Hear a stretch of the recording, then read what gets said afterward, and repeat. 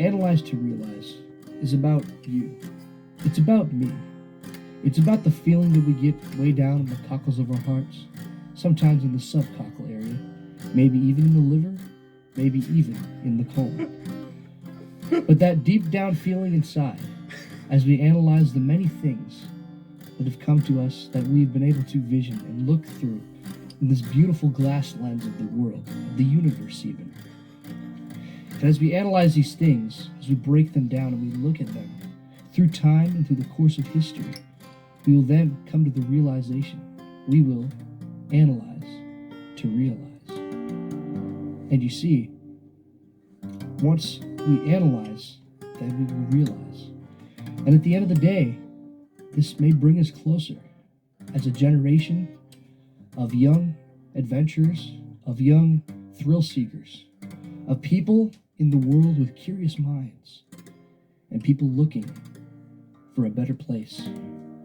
And that, my friends, is what America is all about.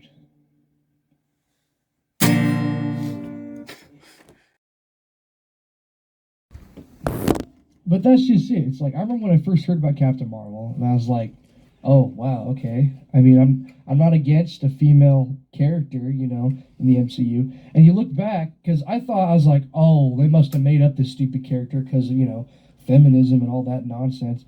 But you look back, and there are, you know, Captain Marvel comic books, and she's a female, you know, and all that stuff. And it's just like She-Hulk. I believe they made She-Hulk comic books. They did.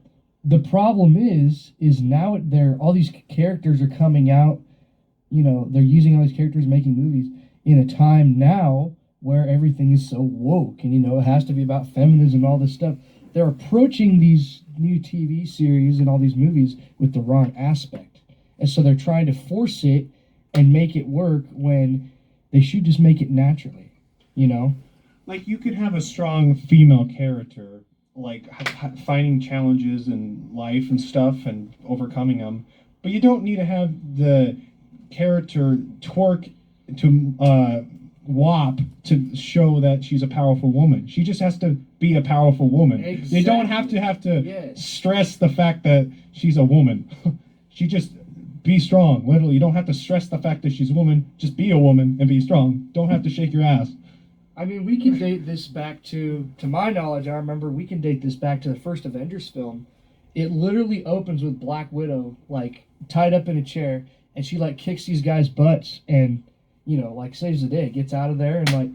Yeah, that was cool. Yeah, Black Widow's represented as a very strong female lead, and I think they did a good job with that. And this was back in, what, 2012 was when that movie came out? Yeah.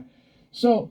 there's a right way to do it, and there's a wrong way. And they did it the right way with Black Widow, but then by the time, you know, Captain Marvel came out, they just went really big with the whole, like, modern feminism thing.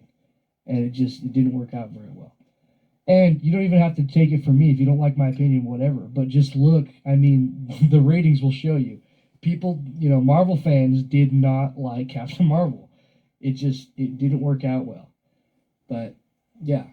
And, you know, with the Miss Hulk thing or whatever that is, Dr. Hulk, what is it? She-Hulk. She-Hulk, that's it. Yeah, I haven't seen that one either, but I don't plan on watching it. A lot of the, you know, modern movies they're just kind of trash. And from my perspective personally, like, I'm okay with Marvel ending kind of like Star Wars should have ended, where they decided to make, like, you know, prequels, like, I don't know, what, 20 years after the originals. So this was like early 2000s. Misa Jar Jar Binks. Misa Jar Jar Binks. And they ended it right there. And then, you know, well, they should have ended it right there. And I mean, you know, sometimes even prequels back then were questionable. But honestly, I would say they were some of the best prequels that I've ever seen to any movie, to any series. But after that, of course, then we have, you know, Rogue One, which personally I like Rogue One, but that's beside the fact. We had Rogue One, I liked it too, which was supposed to be another prequel. This was took place, was it right before New Hope, I believe. So it's technically the fourth movie in the series. It comes after 1, 2, and 3, and right before New Hope. But anyways, It's kind of a spin-off, but it is directly connected. So yes. it's not part of the main series. And but me personally, I thought the way they tied it in was pretty cool. It was a decent film. However, then they had, was it the New Jedi, The Last Jedi, and that was the final film so far, right? It was The Last Jedi? No, the most recent one is Rise of Skywalker. That's right. So The Last Jedi was didn't they have three? So They they had, had Rise of Skywalker's the third one. They had The Force Awakens, The- Last Jedi. The Force Awakens, that's what it was. That was the first one. I remember when that first came out, I was pretty excited because like, oh, they're continuing the story, and it was kind of dog water. Well, in a way, I think The Force Awakens, it had potential because when that movie first came out, everyone liked it. But now, since they saw The Last Jedi and The Rise of Skywalker, then people like to look back and say The Force Awakens sucks. I think, honestly, when it came out, it was pretty decent. But the next two movies kind of ruined it. If they actually had a good storyline that kept that going and actually made it better, then I think it would have been fine. But the fact that the next two movies kind of just ruined it, Force Awakens it's pointless at that point. You know what I'm saying? And even though, the newer prequels were not the best quality, I would say they did, personally, I'd say they did a pretty decent job at, the whole female role thing with Rey. I think she did a good job.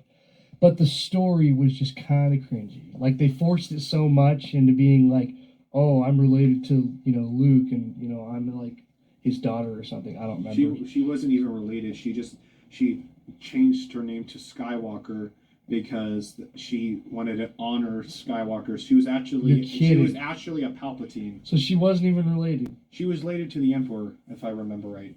I think you're right too. I remember. Yeah. That's why they explained she was so powerful and everything. That's why. That's why Rey is like perfect and everything that she touches. In the what was it? The Skywalker film, that one made me angry, like fuming. Okay, because they basically made up this whole thing like anybody can use the Force. All you got to do is think hard enough. And I'm like, no, you've just destroyed like 40 years of the entire franchise because now anyone can learn the Force automatically just like that. All you got to do is think about it. No, the whole point of the Force is you have to learn the Force.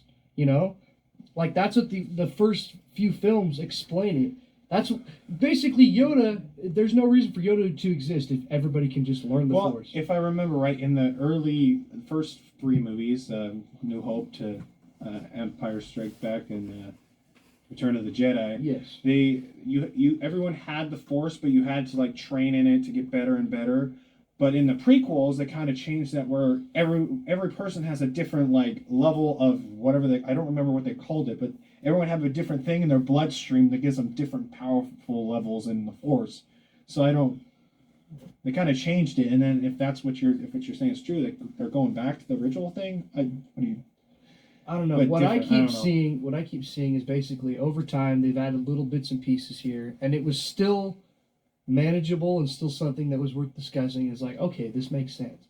But from my perspective, watching the last Jedi, the very last film, it seems like they threw everything. They're like, take everything you know about the Force and just throw it away. Okay, let's just start from scratch.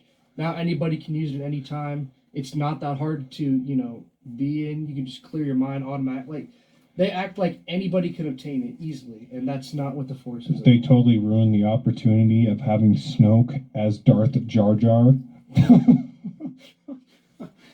That's a dang good point. Or even Darth Plagueis, which would have been cool too. Which would have been the trainer of Emperor Palpatine, which would have been cool too. But they ruined those two storylines, or made a new character. But no, they just make Snoke and then they kill him off instantly, and then just say, "Oh, it's actually the Emperor." Like what? But yeah. My original point was basically I'm okay with like Marvel. I personally think it should have ended like everybody. I remember the build up, and I remember all the people that were super excited about it, including myself. And watching those Marvel films in theaters, and then came the climax, and then Endgame, and that movie was incredible. Okay, but it felt like once the trilogy was over, once the Avengers was done, I feel like the franchise is kind of over with. I mean, maybe we could get some TV shows here and there, but it's just, as far as movies, I can't imagine there's really much more to do. Well, there is, but, the woke stuff ruins it. Right. That's kind of what I'm getting at, too. It's like, I think they did a good job ending it with Endgame, and I was satisfied with that ending. And yeah, I feel like anything from now on is totally going to be a cash grab because I feel like, well, for one, I always feel like when the original creator of a certain franchise or something passes away, You're talking about Stan Lee. yeah, I'm talking about Stan Lee here. I feel like once Excelsior. Excelsior, but I feel like now that Stan Lee has passed, that I think they should honor his memory and just drop it. Maybe make a few things here and there, but really they should just stop milking this cow, because that's what happened to SpongeBob. Once Steven Hillenburg died, it basically went crazy, and now it's like It's modern cringe. SpongeBob now is just like you're tripping on LSD. I mean, it's worse. it's insane. It makes no sense or anything. It's just random jargon to fill your child's brain at this point. It's terrible. It's not even funny anymore. It's really just crazy. Is mayonnaise an instrument? No, Patrick, mayonnaise is not an instrument. Horseradish is not an instrument either. The owner of the white sedan, you left your lights on. Big meaty claws. What are you talking about, Bob? Well, these claws aren't just for attracting mates. But yeah, Stan Lee unfortunately has passed away. We've ended it. Endgame is fine with me. I'm okay with just stopping there.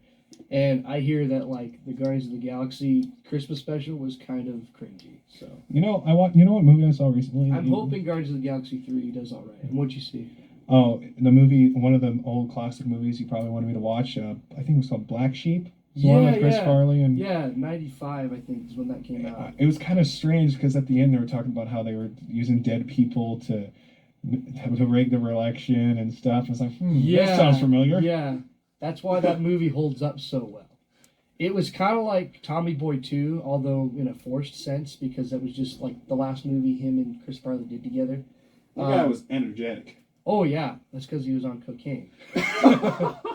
Yeah, to my knowledge, Chris Farley's last film was, I want to say it was Beverly Hills Ninja. Yeah, I think that was the last full film he was in. Although, he recorded, if I'm not mistaken, like 75% of the lines for Shrek. He was the original cast for Shrek. Before Mike Myers? They gave it to Mike Myers after he passed. That would have been strange. It would have been very strange. You can actually look it up on YouTube. I personally don't love it, even though I love Chris Farley. But yeah, I don't think it was a good fit for him.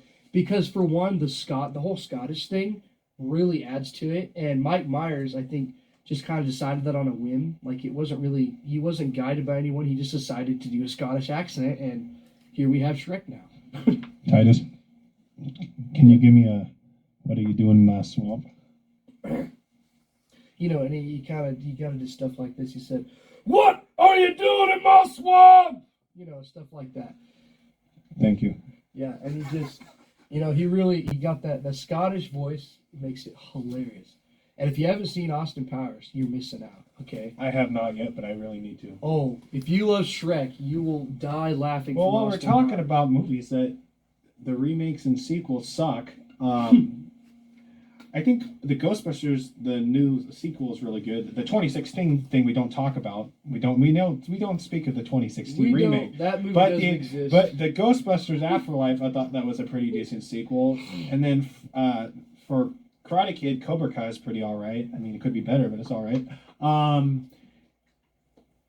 I wouldn't mind there being a Back to the Future 4 someday, but if they ruin it, I would be angry. I think some series, once you but put them I feel like Back to the Future, it's best just being left alone. Even though I would want the story to continue, they'll probably just ruin it. Yeah. I mean, there's honestly... There's so many things you could do with Back to the Future as a franchise. And I mean, you could make a whole series about it, which I believe there was a cartoon, which wasn't that great. There was actually a Telltale video game that was pretty good. Yeah, I played that a little bit. They used to have it on smartphone, and they had it on PlayStation, all the consoles. Yeah, they had like a young Doc Brown. I remember it being decent. It was actually kind of fun. You met Kid Tannen, who was like Biff's dad, and he was like a gangster. Yeah, there was like some outside stuff that didn't happen in the movies that they dove into the story more, and yeah, it was pretty cool. And the main bad guy was Edna Strickland or something like that, the sister of the principal, Oh, The bald okay. principal guy. Yeah, I think I remember her. You're nothing but a slacker, Miss McFly. Just like your father. I'm sorry, son. I'm afraid you're just too darn loud. That was Huey Lewis. Huey Lewis. In case you guys didn't know that, Huey Lewis was the guy in the first Back to the Future that told Marty McFly he's too loud. The guy who wrote the theme song to the movie, the one, not the instrumental one, was it Back in Time? Back in Time for the movie. In Power Love. Although the instrumental, I think, is also called Back in Time, but it's a completely different song. And who can But forget yes, Power Time? of course. Power Love. Yeah, The Power of Love and Back in Time. Huey Lewis and the News. Great band. But yeah, that's ironic. There's tons of stuff. I could go on and on about the behind the scenes and little details of movies like that. Maybe another time. But yeah, Back to the Future has a lot of potential. But I think if you're going to keep something original, you just have to make the good decision depending on time, whether it needs to keep going or just stop. And we're pushing on, almost 40 years since the first Back to the Future came out. So I think it's probably just, dead at this point. Because really, here's the thing. Fans want it to keep going, but fans don't want, recasts and new characters. So the original characters, Michael J. Fox is, pushing 60. Well, he also has Parkinson's. He also has Parkinson's, so, it makes him hard for him to do acting stuff. And he's old. So you're going to see him, be old in the remakes now, or the spin-offs or whatever. But it's because even in the third one, he was still a teen, because they all technically took place, at the same time, more or less. Well, like the TV show did in the cartoon, they kind of had the character not be centered on Marty. They had the characters centered on Doc Brown's kids, which was weird, but I don't know. Yeah, okay. I never saw the cartoon. I didn't see it either. I actually, that's more information than I know. But You shut the door, please. But yeah.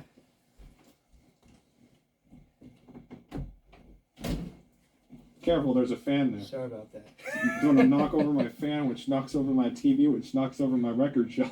Which knocks over the clothing, and your whole room is just dominoes. And then the house just collapsed.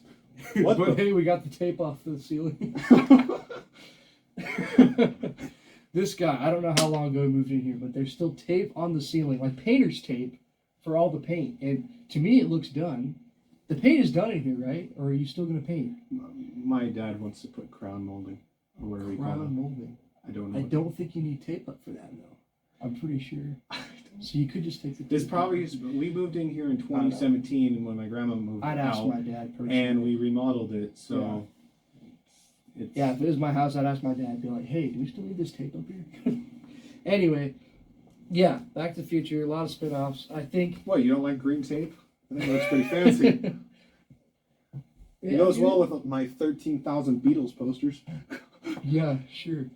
And my Beatles clock, and my Beatles records. I need help. This guy's obsessed with the Beatles.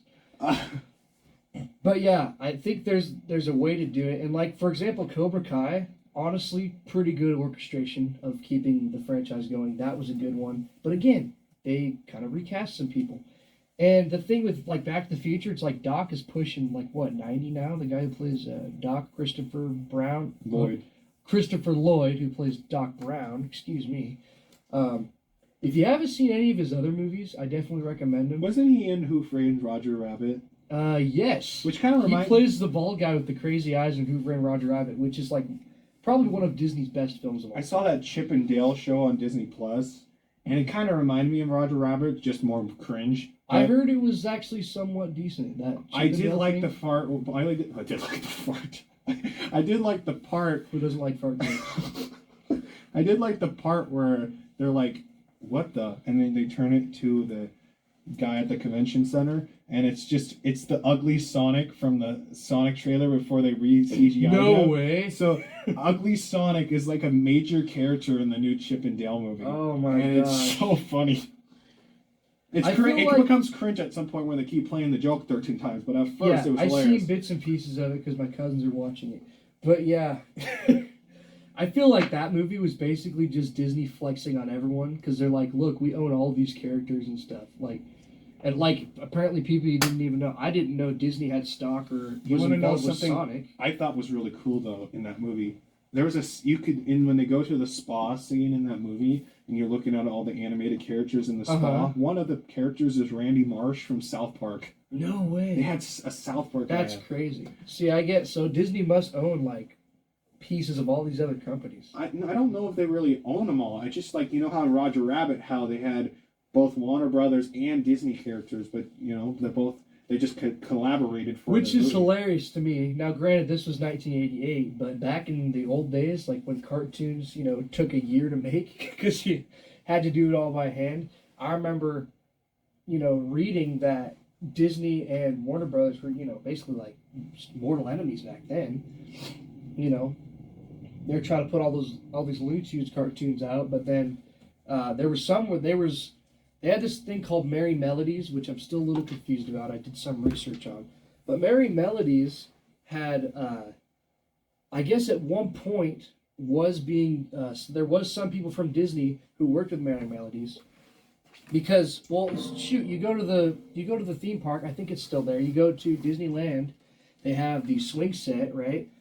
And on the swing set, there's signs and stuff, and it says like it's a Merry Melodies swing set or whatever. It's from the cartoon with Mickey Mouse where he's got the conductor's outfit on. It's from that. So Merry Melodies was used with Disney at some point, but then somewhere along the line in like the 30s or the 20s, maybe this was before. I don't know. I'm thinking. What I'm guessing is, based on Disney's history from other things, my guess is Merry Melodies was its own thing, and then in probably like the 30s, they must have bought them out. That's typically when Disney is losing something, then they'll just win with money. Well, that reminds me of this is a side topic, but you were talking about Looney Tunes, and that Yeah. reminds me of I was watching Looney Tunes on HBO Max the other day, and they had this newer episode of Looney Tunes, and they had Foghorn Leghorn. Mm-hmm. And it was the most bizarre thing. I said, boy, you're exceeding the limit. I said, you're exceeding the limitations. I said, of my medication.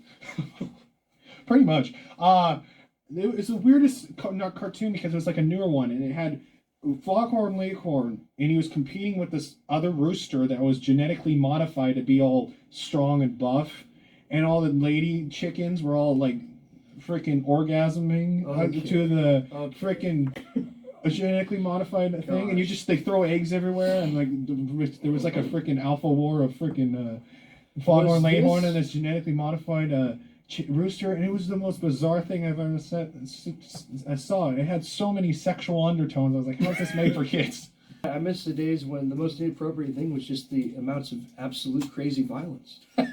Yeah. That's the funny thing. Violence is okay, but sexuality is not. I don't know.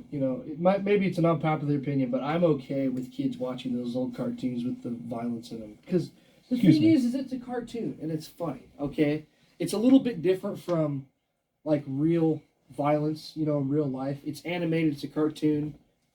I like when they had this. The safe fall on the person's head, and then the safe opens, and they just jump out. And their head's right there, yeah. Or like It's when so they're, funny. or when they like run off a cliff and they start running in midair, and then they fall. Like, That's a classic. Yeah.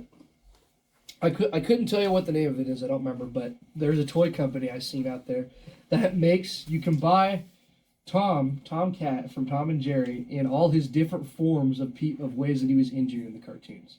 So he's like different shapes and stuff. It's hilarious. But yeah.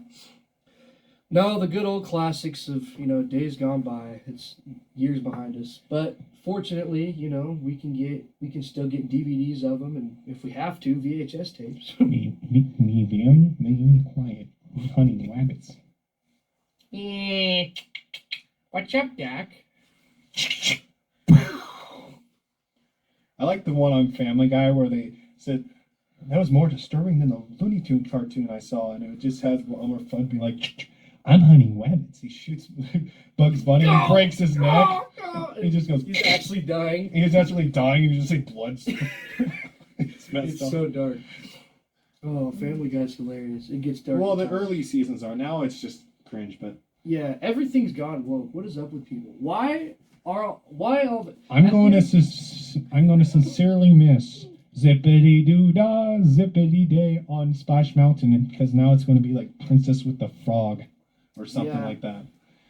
And I don't know. I've heard different things about it. I heard they were gonna do it, and then they got so much backlash that they canceled it. So I don't know if it's still up in the air or what. Despite what happens to it, I also disagree. Like I'm pretty sure there's claims of like, oh, it's based on this racist movie. Song of the South or something like that. Yeah, okay, Song of the South. You know how many kids, modern day kids, have seen that movie? Almost none. Like, unless our parents have some copy of it and they pull it out and show it to us, kids aren't gonna watch this movie. It's not anywhere. It's not playing on Disney Channel. I mean, So when they go on the ride, they don't even know the context. They just see Zippity Doo-Dah, and that's all they care about. and they claim the movie is racist. Okay, I haven't seen the movie personally, but I know the plot is basically, a nice old about black man. this nice old black man who I'm pretty sure in the movie came out of slavery, and he's happy because he's no longer a slave. No, I don't know. oh, you made some sighs like, I don't know if that's right. No, I didn't. I didn't. Well, you know what? That's just my face being my I don't face. want to be wrong on this. I'm curious. So let's just look up the plot real quick. But anyways, what I'm saying is basically, I don't think the movie is racist. I mean, the word racist is thrown around a lot, and it's hard to tell what is and what isn't really these days. But it's like, you just gotta chill out, man. I mean, a lot of these movies and stuff that you see racism in, 9 times out of 10, the person that is being made fun of or whatever ends up coming out on top at the end. They end up being the underdog, the person that has succeeded. Okay, I haven't seen very many films or anything, especially with slavery in them, where people end up, it's just the worst, and things are just terrible. Well, if you think about it, if there's a movie starring a black person and it's a joke, and it's not actually racist. Like, if it was actually racist, I don't think a black person would actually star in the movie. Well, right. Even back in those days, I mean, Yeah, people aren't idiots. I mean, there are some idiotic people, but in this perspective, I don't think. You get what I'm saying, right? Okay. So they could realize it's a joke. So this movie came out. Well, that's not a joke, but like in a comedy sense. Right. In comedy movies, I don't think of. But yeah, it's like if you go on the ride, it's really just a bunch of these furry little characters. I don't know if maybe at one point they did have the Southerner in that ride. I don't remember a Southerner, like that black guy.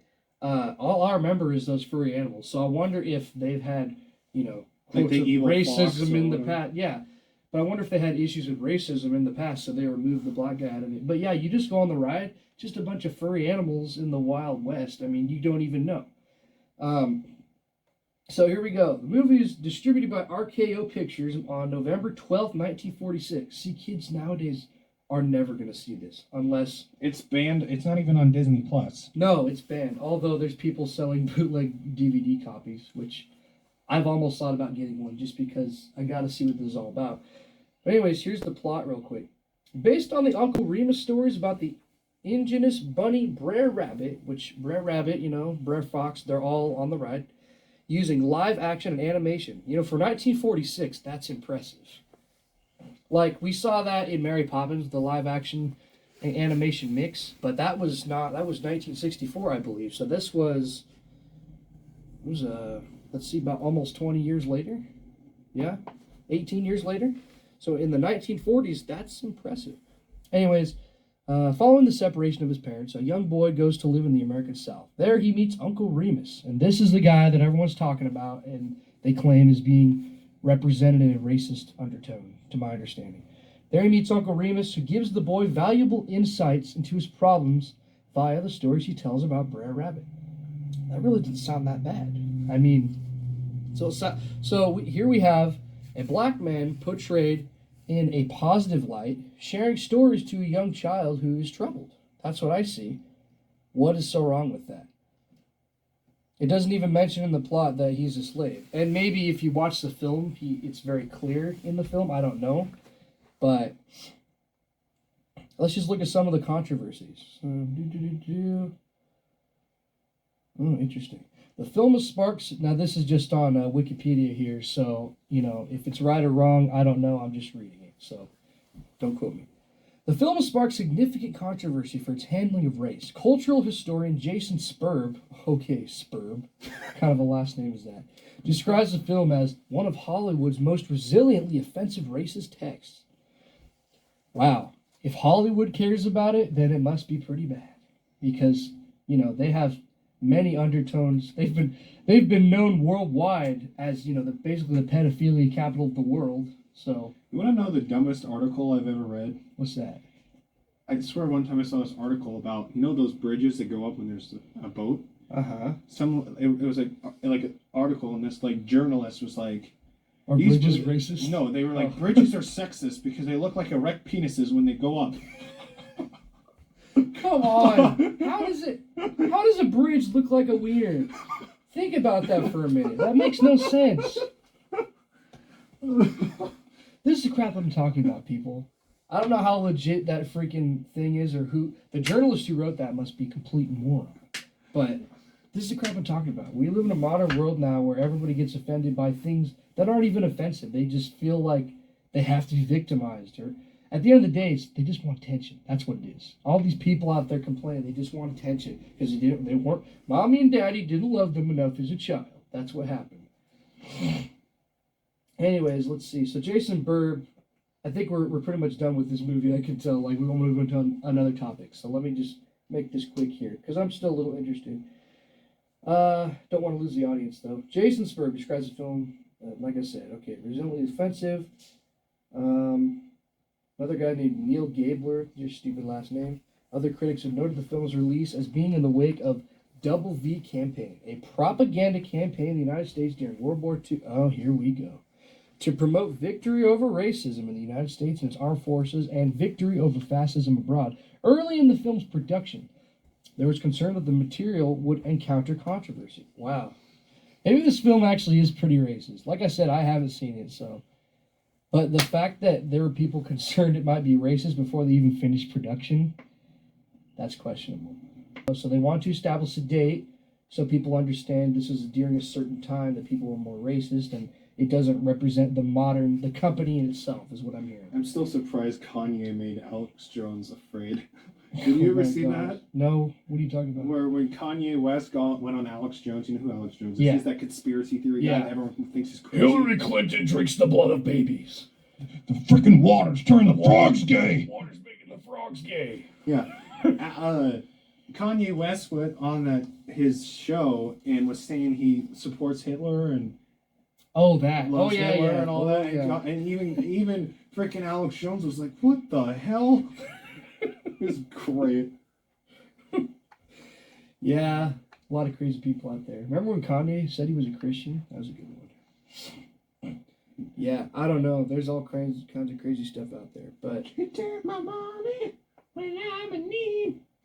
yes, there's a trifling friend indeed. Oh, she a gold digger. Oh, she a gold digger. Way over time. Way over time. Dig Digs on on me. me. Anyway, Wasn't that like Jamie Foxx? yeah, Jamie Foxx was in the video, And he was doing recorded it. He was doing an impersonation of Ray Charles. Ray Charles, because Ray Charles did the original, and Which the is- lyrics are completely different on the original. Which was like, I got a woman way over town. Yeah, Down it's actually a down. pretty good beat. You guys should listen to Ray Charles. If you like some old fashion music that'll get you, moving and bumping a little bit, that's perfect. It's pretty cool for. It's like some old blues kind It's of. pretty inspiring that R&B, rhythm and blues. That's what him and Stevie Wonder are pretty inspiring for blind people because they weren't blind and they're still really and great. yet They're really great musicians. A lot of music, yeah, that's for sure. Not many people. I don't know if not many people know, but I didn't know. I didn't realize that Gangster's Paradise was actually a version of a Pastime Paradise. With Stevie Wonder. I didn't know Pastime that. Paradise. I Yeah, didn't know that. I learned that recently too. Which is crazy how many people don't even know. I mean, that's Because I always something. knew Amish Paradise was a parody of Gangster's Paradise, but I didn't realize Gangster Paradise was like a sampled from Pastime. So, sorry for interrupting. No, that's fine. No, that got me thinking. It's funny how many artists. I don't know why they did that. I wonder where the history of that came from. But yeah, you're gonna see a lot of if you go back to hip hop and stuff, like the '90s, the big hip hop scene. A lot of these hip hop artists use backing tracks from other songs, which, granted, probably made them more popular in the '90s. But then they rap over them. So a lot of these songs have original lyrics, but not original music. Well, Rappers Delight was like a sample from Chic song called "Good Times," I believe. I could be wrong. I think you're right. And then Vanilla Ice is notorious for stealing Ice Baby stealing Under Pressure. Of course, from Queen. And then what was the other one? I can't remember. There's quite a few. A lot of them are out there. Oh yeah, Ice Cube's "It Was a Good Day" was a. Herb Alpert and the Tijuana Brass released the song that he used. Wasn't it Isley Brothers like "Footsteps in the Dark"? Oh, you're right. Excuse me. So which one did? Oh, Herb Alpert and the Tijuana Brass. Their song was borrowed for "Hypnotized" by Notorious B.I.G. Oh yeah, I just discovered that song in the last like month, and honestly, and I kind of enjoy it. Like Biggie, Biggie, Biggie, can't you see? Sometimes words just hypnotize me. It's kind of catchy. But yeah, you got if you like a little bit of instrumental jazz now and then, you got to check out the full version. Let me get the song. Have you ever listened to it's unrelated to rap, but do you ever listen to Franz Ferdinand? Have you heard of him? Have you heard song "Take Me Out"? I've heard his name, but the songs don't sound familiar. Okay, Franz Ferdinand. The band's named after the guy him getting assassinated started World War One. Okay, see, that's why I recognize. But Franz Ferdinand is a band now, and they had a song. They were famous in the early 2000s, and they had a bunch of good songs. I like the song "Take Me Out" and other songs. It was really good. You should check that one out. They like the part where it's like dun dun dun dun dun dun dun. That's like the build up is really good. Yeah, trying to figure out what oh, here we go. Song sample of "Hypnotized." Herb Alpert's "Rise." That's what it's called, "Rise" by Herb Alpert and the Tijuana Brass. And yeah, if you like some good jazz every once in a while, you got to listen to the full version of "Rise" because it's pretty good. You like jazz? You like jazz? I mean, they got you like jazz. There's a whole section with like a trumpet, and it's like. We probably can't play it because of copyright issues, but let me. I'm Jerry Seinfeld, and I'm a bee. You like jazz? Isn't that who it is? Low key, that movie kind of sucks. The dude cheats on her boyfriend with a bee. What kind of place is this? California? But yeah, what were we? I don't know. We talked about remakes. We went on for quite a while, didn't we? You want to take a break and do music? Yeah. I don't know what else to rant about. So, if you enjoyed this podcast, feel free to like and subscribe. Just kidding. I don't even know if this is a podcast or not, or if it's going to exist.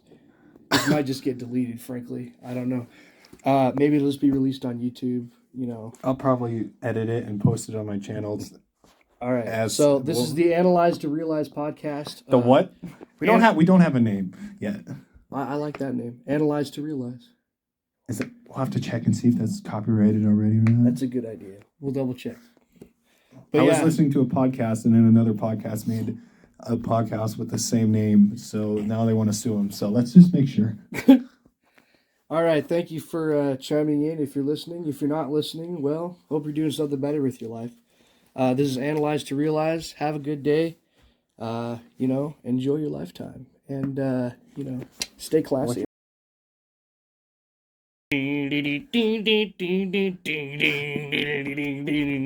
There's a bathroom on the right.